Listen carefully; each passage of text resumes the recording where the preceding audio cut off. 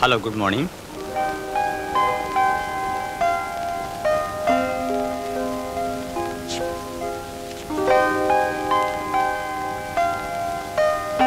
ഇത് തിരക്കേടില്ലെന്ന് തോന്നുന്നു. ഏയ്, ഇത് കൊള്ളൂല, വെറും തട്ടിപ്പാ. നമ്മുടെ ബുക്കുള്ള ലക്ഷണമൊന്നുമില്ല. നിങ്ങൾ തിരക്കുന്നത് ഇവിടെ ഒരു കോപ്പി ഉണ്ടായിരുന്നു.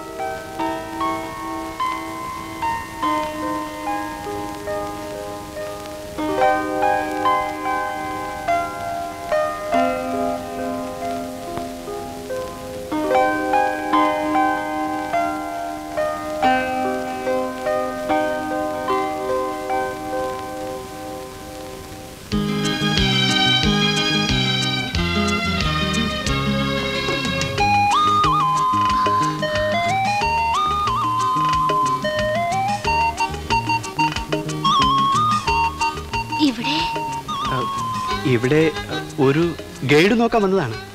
കണ്ടോ, പച്ച കള്ളം.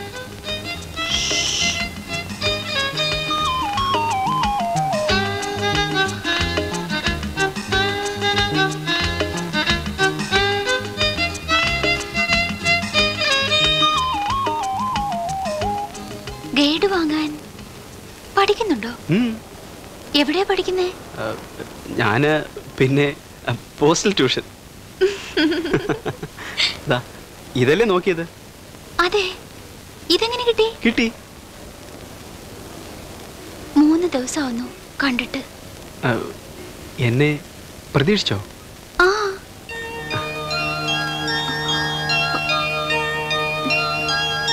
ഞാൻ വരാം. ഇന്ന് വരാം. അത് പറയാൻ കൂടിയാ ഇപ്പൊ ഇവിടെ.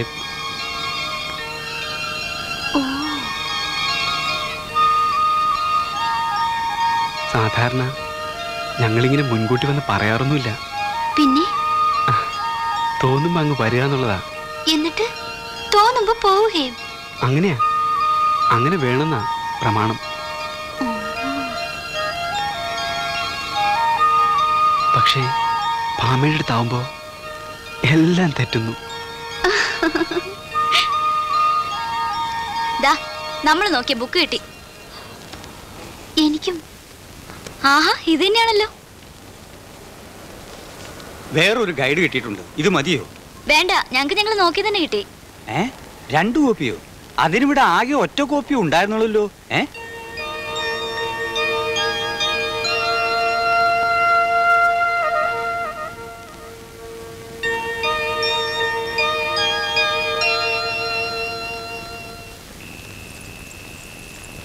ഇതെന്റെ അമ്മയുടെ ചെറിയമ്മയുടെ വകയാ, ദേവിമുത്തിയുടെ.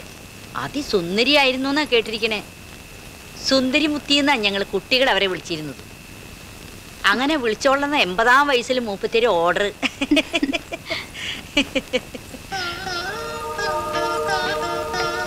ഇതാ ഇപ്പൊ എന്താ ചന്തോന്ന് നോക്കിയേ.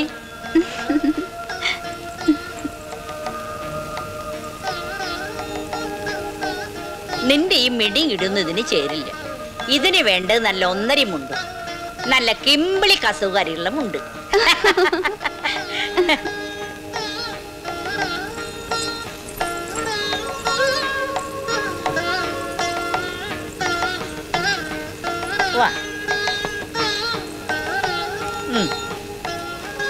ഇതെല്ലാം നിനക്കുള്ളതാ. മുത്തശ്ശി പറയുന്ന പോലെ കേട്ടും അനുസരിച്ചും നടന്നാൽ 10 റാത്തില് സ്വർണം മുത്തശ്ശി നിന്റെ ശരീരത്തിലിടും. അനുസരിച്ചില്ലല്ലോ. ഇല്ലെങ്കിൽ എല്ലാം കൂടി എടുത്തോണ്ട് പോയി ഗുരുവായൂർ അമ്പലത്തിലെ ഭണ്ഡാരപ്പെട്ടിയിലിടും. നിന്റെ അച്ഛൻ ഇലക്ട്രിസിറ്റി എഞ്ചിനീയർ. 4 കൈ കൊണ്ട് കൈക്കൂലി വാങ്ങിച്ച ഇന്നിപ്പോ ഇതുപോലെ ഒരെണ്ണം തീർപ്പിക്കാൻ പറ്റില്ല. ഹാ, എന്താ ചന്തം. ഇതേ ഇങ്ങനെ വയറിന്റെ മീതെ ഇടാനുള്ളതല്ല. ദേ ഇങ്ങനെ.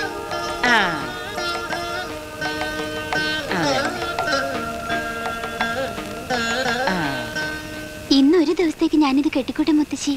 കാലത്ത് തിരിച്ചു തരാം. മോള് കെട്ടിക്കോ, തിരിച്ചു തരാനൊന്നും നിൽക്കണ്ട. മോളെടുത്തോ. Thank you. നിന്റെ അച്ഛൻ അറിയരുത്, അത് മാത്രമേ എനിക്ക് പേടിയുള്ളൂ. എന്താ അച്ഛൻ അറിഞ്ഞ? എടി, എൻ്റെ കയ്യിൽ ഇത്രയും സ്വർണ്ണം ഉണ്ടെന്ന് അറിഞ്ഞാൽ അങ്ങേരത് ഉടനെ ചെലവായിക്കാനുള്ള മാർഗം ആലോചിച്ചു തുടങ്ങും. നിനക്കറിയില്ല നിന്റെ അച്ഛനെ, ആള് മഹാശിമുട്ട.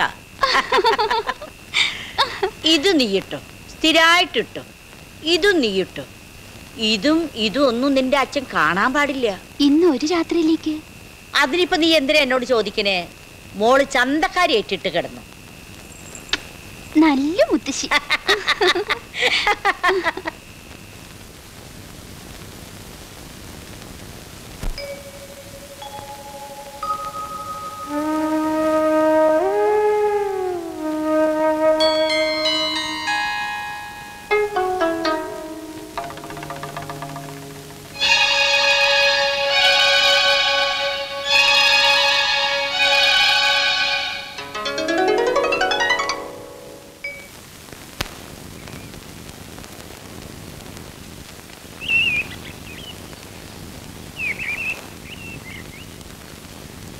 അങ്ങ് തിരിച്ചു ചെല്ലുമ്പോ വഴക്ക് കിട്ടുന്ന മട്ടാണ്. നിയമം തെറ്റി നടക്കുന്നതിന്. നിയമമോ? അവിടെയുണ്ടോ നിയമങ്ങൾ? കൊള്ളാം, അതേ ഉള്ളൂ. നിയമങ്ങളുടെ 100 കുരുക്കുകളിൽ കുടുങ്ങിയാണ് ഓരോ ഗന്ധർവന്റെയും ഓരോ നിമിഷവും. അത് ചെയ്യരുത്, ഇത് ചെയ്യരുത്, അങ്ങനെ ചെയ്യണം, ഇങ്ങനെ ചെയ്യാം. സൂര്യന്റെയും ചന്ദ്രന്റെയും കാലടി വെപ്പുകൾ അളന്നു കൂട്ടിയിട്ട് വേണം അനങ്ങാൻ പോലും.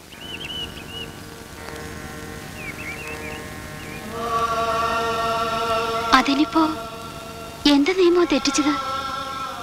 പലതും. തേടിപ്പിടിച്ച പൂവിൽ നിന്ന് തേൻ വലിച്ചെടുക്കുന്ന കാട്ടുവണ്ടിന്റെ വേഗതയിൽ കീഴടക്കുന്ന പെൺകുട്ടിയുടെ കന്യകാത്വം വലിച്ചു കുടിച്ചുകൊള്ളണമെന്നാണ് ഞങ്ങളുടെ കൽപ്പന. ഞാനത് തെറ്റിച്ചിരിക്കുകയല്ലേ ഈ നിമിഷം വരെ.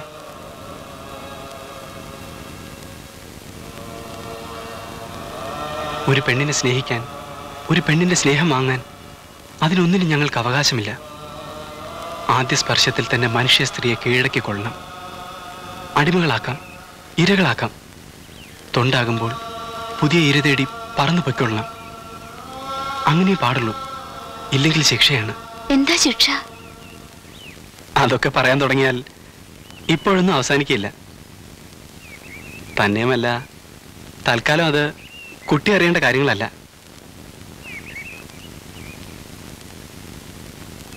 പുലരുന്നു.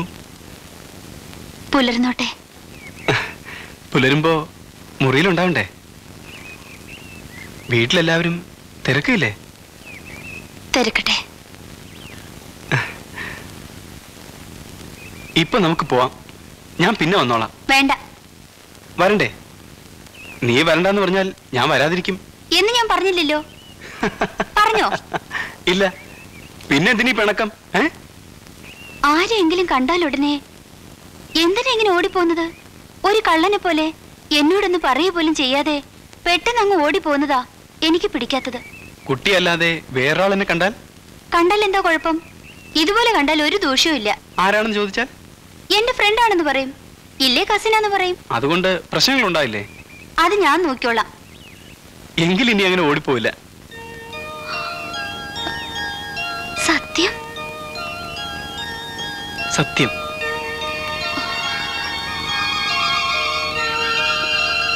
വീണ്ടും ഒരു കൽപ്പന കൂടി ലംഘിക്കുകയാണ്. എങ്ങനെ? ഒരു സമയത്ത് ഒന്നിലേറെ മനുഷ്യരുടെ മുന്നിൽ പെടാൻ പാടില്ല എന്നൊക്കെയാണ്. പക്ഷേ അത് സാരമില്ല. സ്വർഗത്തിന്റെ കൽപ്പനകളെക്കാൾ നീ പറയുന്നത് അനുസരിക്കാനാണ് ഇപ്പോഴെനിക്കിഷ്ടം. മറ്റത് മടുത്തു.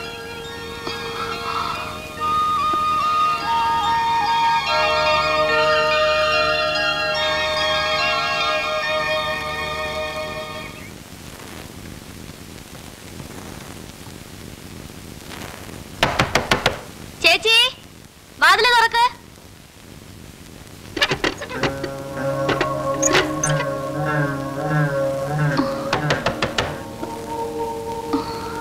മാമേച്ചി,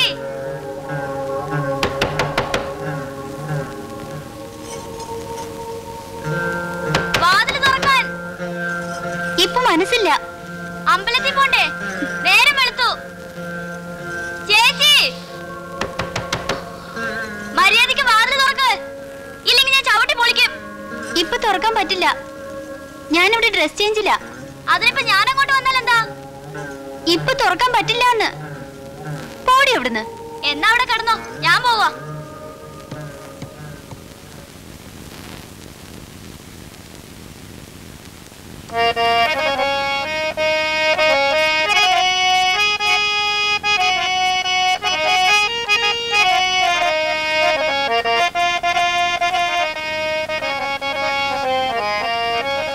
മുത്തശ്ശി, ഈ ഗാന്ധർവം എന്ന് പറഞ്ഞാൽ എന്താ?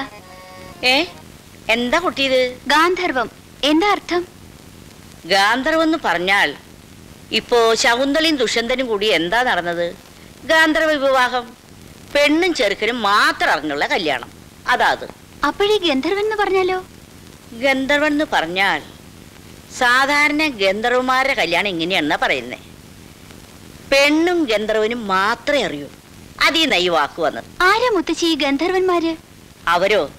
അവര് സ്വർഗലോകത്തിലെ പാട്ടുകാരാ. ദേവേന്ദ്രന്റെ സദസ്സിൽ പാടുന്നത് അവരാ. അവര് പിന്നെന്തിനാ ഭൂമി വരുന്നത്? ഇവരുടെ പാട്ടിലും സൗന്ദര്യത്തിലും ഒക്കെ ദേവലോകത്തെ ചില പെണ്ണുങ്ങൾ മയങ്ങും.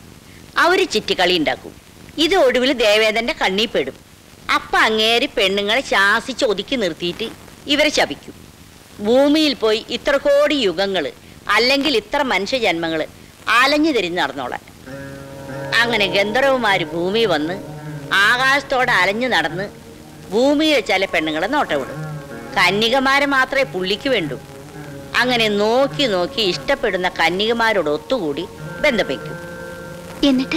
എന്നിട്ടെന്താ, അവരുടെ സമയമാകുമ്പോ അവരങ്ങ് പോവും. അപ്പൊ ആ പെണ്ണുങ്ങള്? എന്റെ മോളെ, ഗന്ധർവം കൂടിയ ആ പെണ്ണിന്റെ ജീവിതം പാഴാ.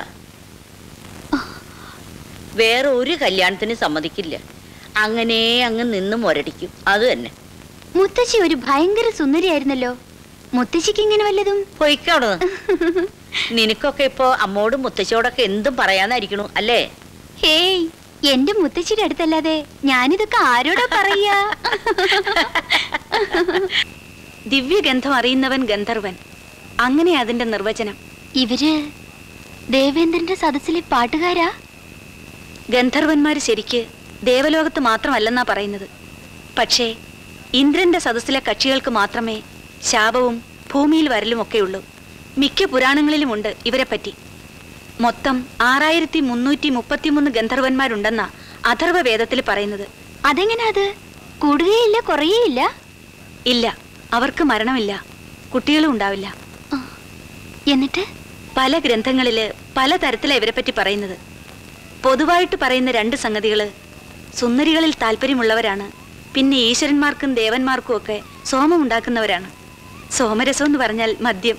അപ്പോ കള്ളവാറ്റും പെണ്ണുപിടിയും കൊള്ളാമല്ലോ കക്ഷികള്. കൂടെ സംഗീതം. സ്റ്റൈൽ. എന്താടി മോളെ ഇപ്പൊ പെട്ടെന്ന് ഗന്ധർവനെ പറ്റി ഒരു ഏയ് വെറുതെ. എന്റെ ഗോപാലകൃഷ്ണനാരെ, കല്യാണം കഴിക്കാത്ത പെൺകുട്ടികളുള്ള വീട്ടില് ചില പൂജയും കർമ്മങ്ങളൊക്കെ ചെയ്യിച്ചു വെക്കണമെന്ന് ഞാൻ എപ്പോഴും പറയാറില്ലേ? അപ്പൊ നിങ്ങൾക്ക് അത് കളി. അതിനിപ്പോ എന്തുണ്ടായി? ഒന്നും ഉണ്ടായില്ല. ഇന്ന് കാലത്ത് മുതൽ ഈ കുട്ടി ഗന്ധർവന്മാരെ പറ്റി ചോദിച്ചുകൊണ്ട് നടക്കുക. നിങ്ങൾ വലിയ ഇലക്ട്രിസിറ്റി എഞ്ചിനീയറൊക്കെ ആയിരിക്കും. പക്ഷേ ഞാൻ പറയുന്ന പോലെ ചെയ്തില്ലെങ്കിൽ അതിൻ്റെതായ അനിഷ്ടങ്ങൾ ഉണ്ടായിന്ന് വരും. അല്ല, അനിഷ്ടങ്ങൾ ഉണ്ടാവും തന്നെ ഞാനും പറഞ്ഞേ.